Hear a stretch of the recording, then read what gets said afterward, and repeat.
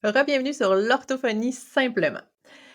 Est-ce que ça t'est déjà arrivé de voir un enfant qui cherchait ses mots, qui avait l'air d'hésiter ou d'utiliser des mots un peu vagues comme des trucs, des choses, des affaires? Puis des fois, on se demande dans ce temps-là, est-ce que l'enfant, c'est parce qu'il connaît pas le mot, n'a pas un bon vocabulaire, ou c'est parce qu'il a des difficultés à accéder aux mots qu'il connaît, mais il n'arrive pas à aller les chercher? Fait qu'aujourd'hui, on va jaser de ça. On va jaser de ces deux défis-là, les difficultés d'accès lexical et le faible vocabulaire. Je vais essayer de vous expliquer comment est-ce que vous pouvez voir c'est quoi la différence entre les deux et comment est-ce qu'on peut aider les enfants qui présentent des difficultés avec l'accès ou le vocabulaire.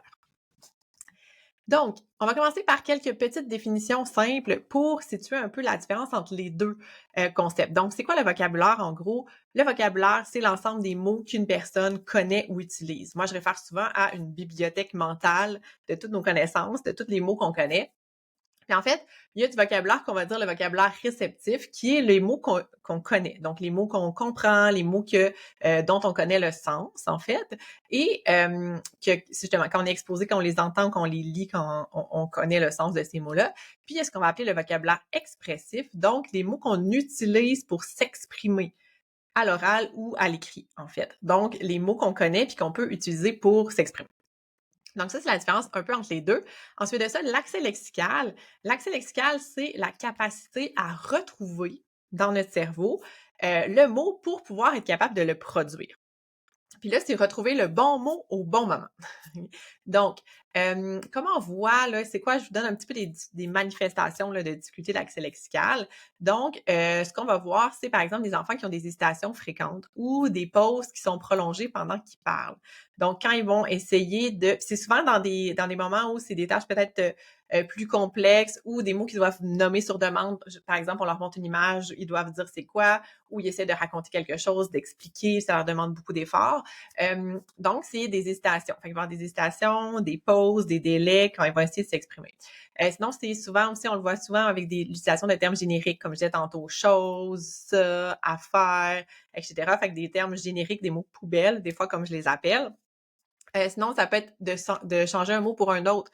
Fait que, par exemple, l'enfant, il veut parler de, je sais pas moi, il veut parler d'un tigre, puis il va dire un lion à la place. C'est pas qu'il connaît pas la différence entre les deux animaux, c'est que sur le coup, quand il est allé chercher dans son lexique, dans son bagage mental, ben, il est arrivé sur le mauvais mot, puis il a changé le mot. En fait, c'était pas ça qu'il voulait dire. Des fois, ils vont faire des commentaires comme métacognitifs, un petit peu des commentaires sur leur propre réflexion. Fait qu'ils vont dire, ah ouais, ah, j'ai oublié, c'est quoi le mot?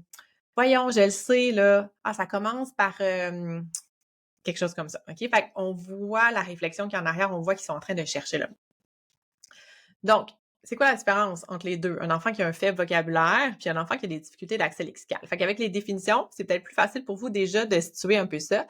Un enfant qui a un faible vocabulaire, c'est un enfant qui connaît pas suffisamment de mots ou c'est ça, qui les a comme pas bien enregistrés. OK? Fait que les nouveaux mots, quand un enfant apprend du vocabulaire, c'est comme si ces mots-là, ça leur prend plus de temps à s'enregistrer dans son cerveau. Donc, par exemple, on va lui montrer, on va lui apprendre un mot, on va lui apprendre un nouveau concept. Et bon, sur le coup, on va lui donner le sens de ce mot-là, on va l'expliquer, etc. Puis, bon, c'est comme sur le coup, il va comprendre, mais la prochaine fois qu'il va être exposé à ce mot-là, il sera pas là. Il sera pas enregistré dans sa tête. OK? Il va pas rester. À long terme. Donc ça, sinon, tu sais, par exemple, tu sais, dans des contextes comme ça, ben, quand il va être face à un mot nouveau, il va dire je sais pas ce que ça veut dire, je connais pas le sens de ça. OK? Puis là, on va lui réexpliquer. Donc ça. Puis, il faut garder en tête qu'il y a différents niveaux de connaissance de mots, de vocabulaire. Fait que, tu sais, des fois, il y a des mots où il y a des différents niveaux. Je vais pas entrer dans les détails là-dedans, là, mais il y a différents niveaux de connaissance. C'est-à-dire qu'il y a des fois, il y a des mots, on se dit, ah ouais, hein, il me semble que j'ai déjà entendu ça, mais je suis pas certaine ce que ça veut dire.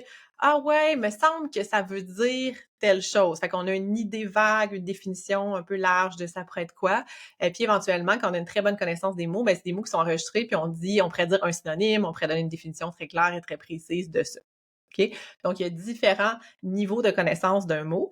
Mais les enfants qui ont des difficultés avec le vocabulaire, c'est comme si ces mots-là, ils s'enregistrent pas facilement, donc ils les connaissent pas, ils font pas partie de leur vocabulaire. Donc ça, ou en fait, c'est ça, il y a comme c'est ça, deux aspects à ça. Soit ils le connaissent pas ou soit ils le connaissent pas bien et donc ils ont la difficulté à c'est ça, à bien l'utiliser dans le bon contexte ou ils vont le lire dans un contexte où finalement le sens qu'ils ont dans leur tête, tu sais, tout ce qui est les doubles sens des mots, la polysémie. Donc il y a des mots qui ont plusieurs significations, ben des fois quand ils vont voir ce mot-là, ben ils vont tout de suite l'associer à la signification qu'ils ont dans leur tête alors que dans le contexte ça fait aucun sens.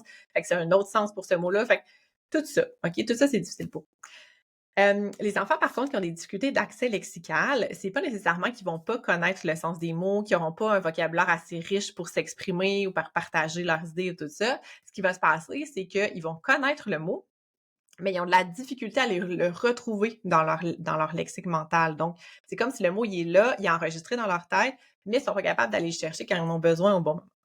OK? Puis il peut y avoir des défis, 2 différents défis. Ça peut être des défis d'emmagasiner les mots. Donc, les mots sont pas bien enregistrés, emmagasinés à la bonne place, sont pas bien classés, ils ont pas assez d'informations qui sont associées à ça.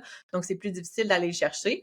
On n'a pas beaucoup d'indices. Puis des difficultés aussi à aller justement récupérer le mot qui est enregistré dans notre lexique. Donc, de dire, OK, je sais c'est quoi, il est enregistré à ta bonne place, mais ouf, je suis comme pas capable d'aller le chercher facilement, rapidement quand j'en ai besoin. OK? Le processus se fait pas nécessairement aussi facilement qu'il pourrait se faire.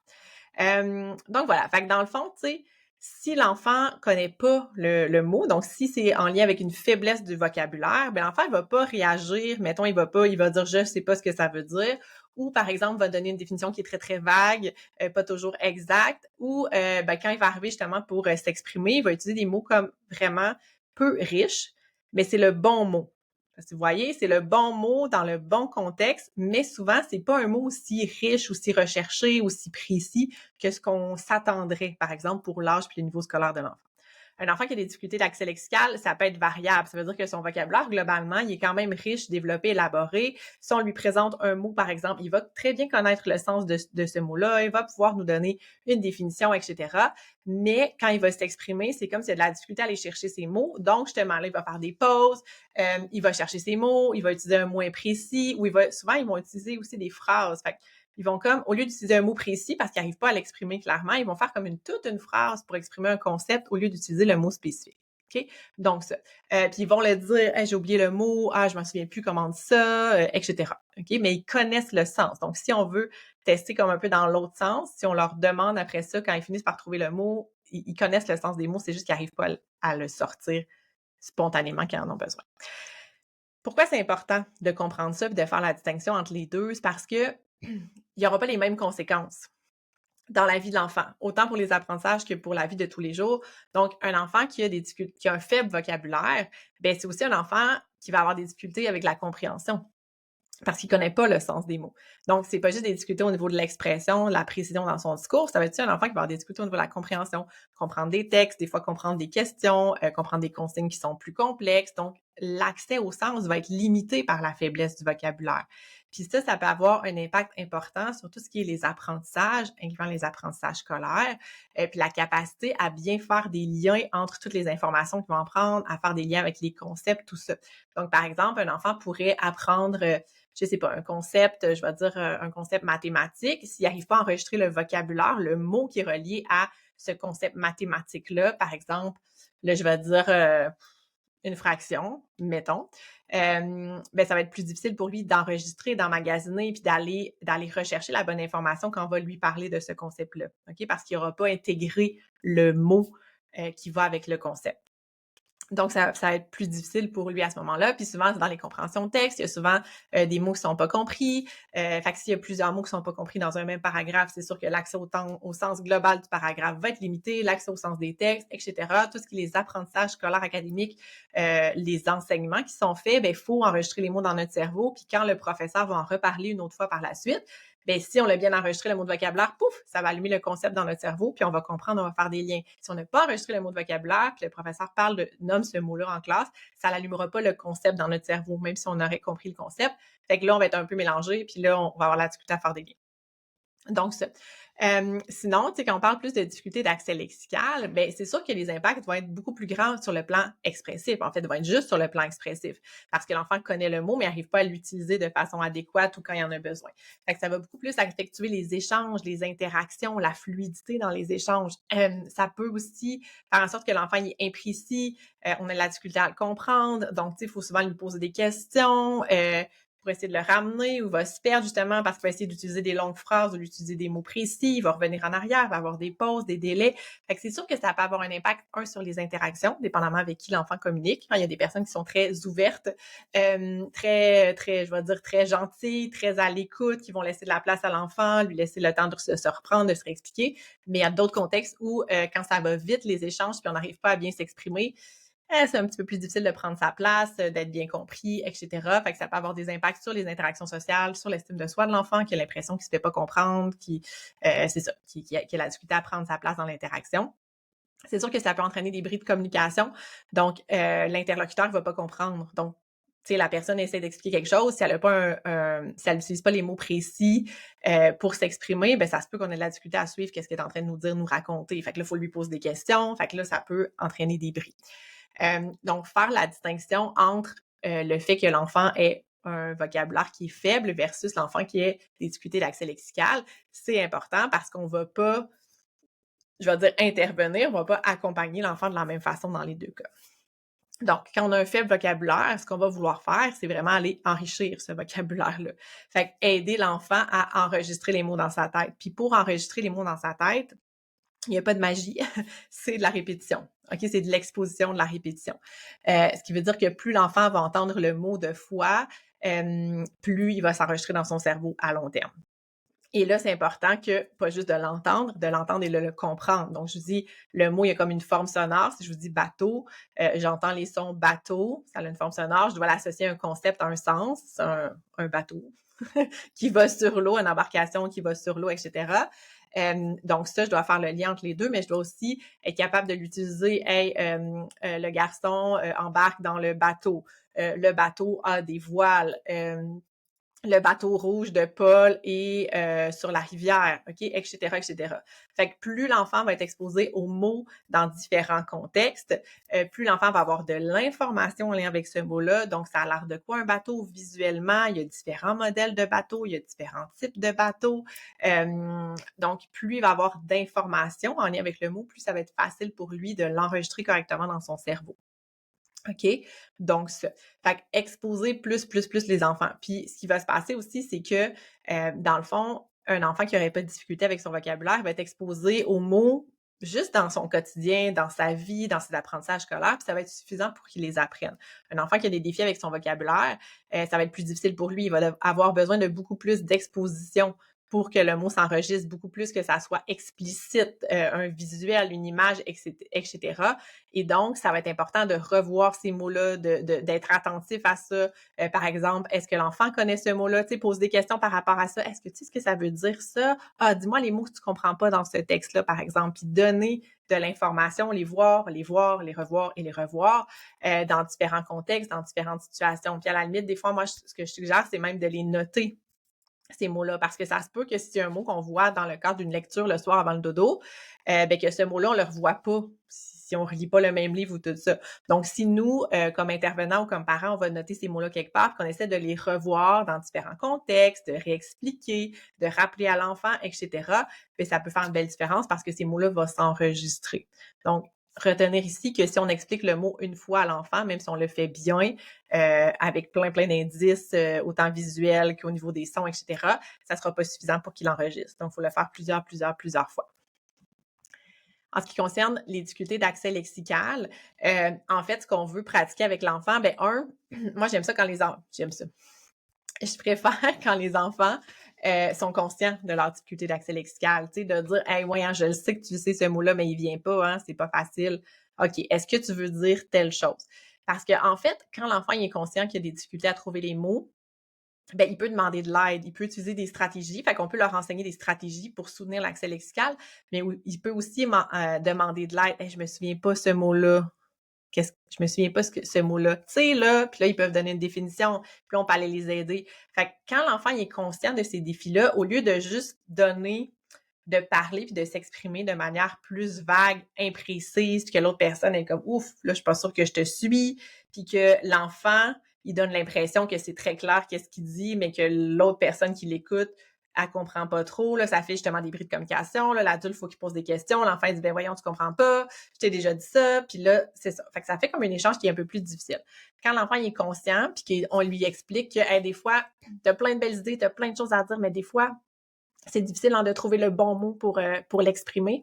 Donc, quand l'enfant, c'est difficile pour lui de trouver le bon mot pour s'exprimer et qu'il est conscient, on peut lui proposer de l'aide. On peut lui donner des stratégies, on peut essayer de l'aider à trouver le mot pour que la conversation soit plus fluide puis que tout le monde se comprenne bien. Fait qu'on peut justement enseigner des stratégies de récupération. Fait est-ce que tu te souviens par quel son ça commence? Est-ce que tu as un autre mot pour ce mot-là? Est-ce que tu connais un synonyme? Est-ce que tu peux me le montrer? Est-ce que tu peux me faire un geste?